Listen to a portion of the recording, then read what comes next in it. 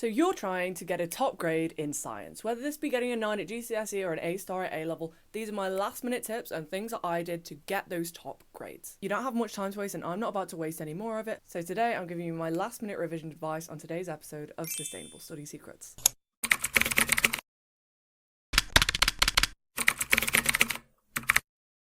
Hello everybody, welcome back to my channel and to today's episode where I'm going to be talking about how you can get an A star or a grade 9 in any science, whether this be biology, chemistry or physics. Without further ado, let's jump into it. The first thing I need to say, if you take one thing from this video, I want it to be this: adhere to what the question is asking of you.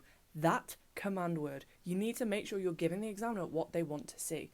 This isn't even talking about key phrases. I'll get onto that later. This is about answering the right question. So, for example, at GCSE, you have your 6 markers. You have assess, evaluate, describe. If you answer all of these questions in the right way, you are going to cap yourself at like 3 out of 6 marks. Same goes for A levels. In biology, you have your 25 marker for AQA.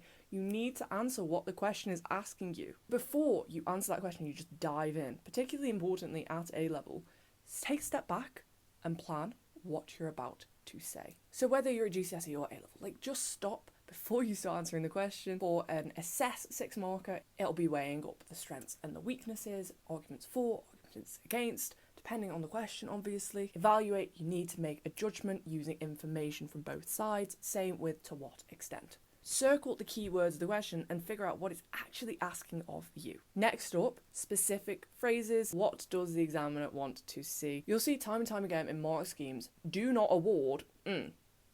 Even if you knew what you were talking about, you still won't get the mark, particularly in things like A-level biology. Let's take an example. Let's say A-level or GCSE physics. You could be describing a lens. If you say the lens is curved, boom, as a mark, it's gone. You need to say the lens is convex or concave. You need to describe it in this way, and if you don't, you will not get the mark. If you've seen any mark schemes, you will know what I'm talking about.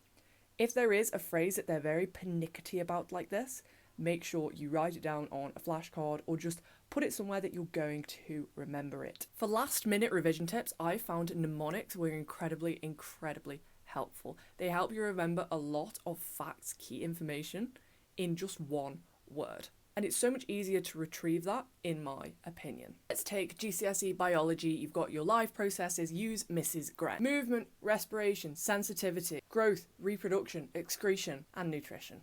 This is a lot of information you've remembered in just one word. Another thing, there are just facts. There are facts that you need to remember in science, and there is a lot of content, particularly at A level, but honestly, that's a lot of GCSE as well. Make use of flashcards. I found these so helpful. I would genuinely use other people's flashcards for topics I was really happy with. So let's say it was GCSE chemistry, it was electrolysis, it was fine, we did it to death. If it was for GCSE biology and I was doing nephron reabsorption, I was not very comfortable with this topic, so I would make my own flashcards in a way that made sense to me.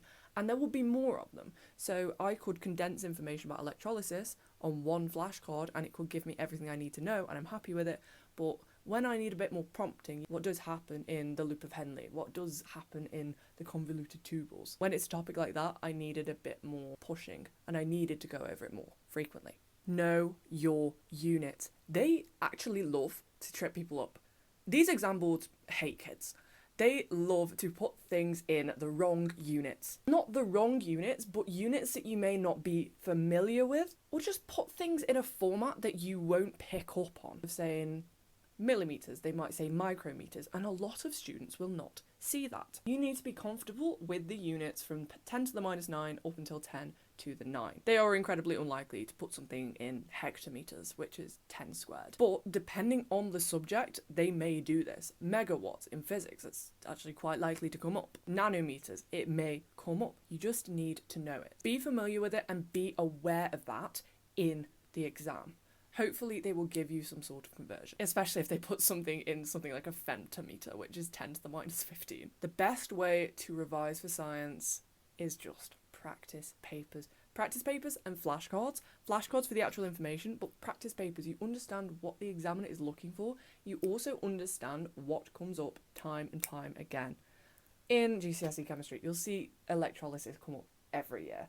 In GCSE physics, you'll see forces come up every single year. It's things like that that come up over and over again, By practicing it over and over again, you become more confident with it, and you also see key phrases from the mark scheme that the examiner wants to see. And on that, if it's between revising something that comes up time and time again and something that hardly ever comes up and it's a really niche area of the specification, what are you going to pick? You're going to pick up that thing that comes up time and time again. And the way to identify this is A, doing practice papers, but B, thinking about making synoptic links between this topic and other areas of the spec. You will see those topics that come up time and time again is because they can be applied to so many different things. There are so many links to different things, and there are so many ways you can go with it. We're looking at the body, for example. The heart is related to so many different things. The brain is related to so many different things. You can't really study any science in isolation, but there are areas of it that are significantly more niche. It's when you get down a path of a specific process. So identify those high priority topics, those high yield topics that come up time and time again. And improving your knowledge and understanding in that will likely improve your mark way more than understanding those more niche things. Of course, aim to revise everything, aim to understand everything, but if you do need to make sacrifices, it should be on those. If you found this video helpful, be sure to like and subscribe. I'm going to be posting my top exam tips and tricks every single day until the end of your exams. Bye guys, love you!